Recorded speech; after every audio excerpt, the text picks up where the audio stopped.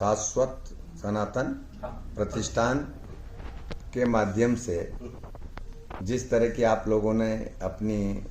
योजनाएं बताई और जिस तरह से आप कार्य कर रहे हैं, मैं समझता हूं कि ये हिंदू धर्म को जागृत करने के लिए, सनातन पद्धति को आगे बढ़ाने के लिए एक ऐसा साबित होगा जिस तरह से मील का पत्थर साबित होता है। इन माध्यमों से जिस तरह के आप कहते हैं, मेरा आप लोगों को इसमें एक सुझाव है कि अगर हम इसमें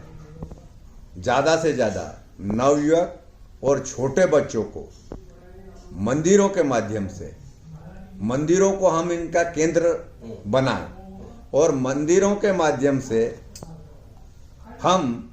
उसमें आप हर तरह की शिक्षा, जिस तरह की एक हमने परशुराम अखाड़ा का भी बनाया हुआ है, उसमें हम बच्चों को अखाड़े की शिक्षा देते हैं। लड़के और लड़कियां दोनों आते हैं, बाना, तलवार, ढाल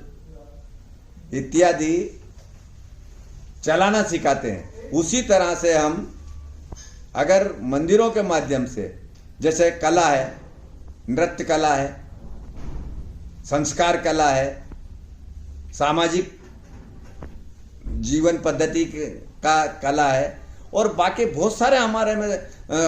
जैसे 16 संस्कार है, आजकल पता ही नहीं लोगों को, तो हम उनकी जागृति कराएंगे, 16 संस्कार रटाएंगे। क्यों अपने जन्म से लेके, गर्भाधान से लेके मृत्यु पर्यंत तक ये इस तरह के मने का चीज है। तो ये चीजें अगर जिस तरह की योजनाएं आप मंदिरों के माध्यम से करें, क्योंकि जब मंदिरों में घंटी बजाने वाला नहीं है तो इससे लोग जुड़ेंगे तो एक जागृति पड़े। और आप जानते हैं कि मंदिरों में एक ऐसा ओरा ही बोलते हैं ना, ऐसी आभा रहती है। अपने पुराने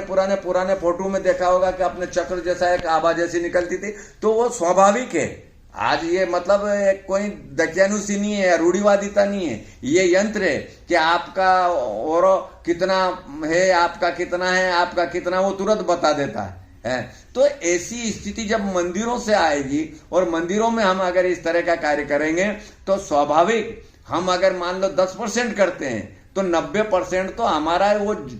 वातावरण है, वहां का जो इन्वायरमेंट है, जो ईश्वरीय शक्ति है, वो ऑटोमेटिकली पैदा कर देगी और हम उस कार्य के लिए सक्सेस हो जाएंगे। तो मैं इसके लिए आप लोगों को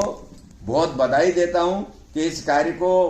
हम धीरे धीरे करते कि देखिए, पौधा लगाता है, बीज छोटा सा रहता है, दिखता नहीं है, लेकिन जब विशाल वट वृक्ष बन जाता है तो उसकी अनेक शाखाएं प्रशाखाएं फैल जाती है और विशाल रूप धारण कर लेता है। तो मैं समझता हूं कि एक दिन हिंदू संस्कृति के लिए, सनातन पद्धति के लिए, हमारे आचार विचार के लिए, जो हमारे संस्कार नष्ट हो रहे हैं, हमारी जो पुरानी पद्धति वो नष्ट धीरे धीरे होती जा रही है, हमारे परिवार धीरे धीरे टूटते जा रहे हैं, हमारी पाश्चात्य शिक्षा के जो नवयुवक लोग इस पद्धति से निकल रहे हैं, जो गए हैं वो तो ठीक है, लेकिन जो आने वाली पीढ़ी उस पद्धति से दूर हो, तो उसके लिए हमारे एक संस्कार के केंद्र मंदिर बनेंगे। और मैं आशा ही नहीं, पूर्ण उम्मीद है मुझे कि ये कार्य करने में आप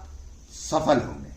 मैं इन्हीं शब्दों के साथ भगवान से प्रार्थना करता हूं कि आप लोगों को बहुत लंबी उम्र दे और इस तरह का कार्य करते रहे।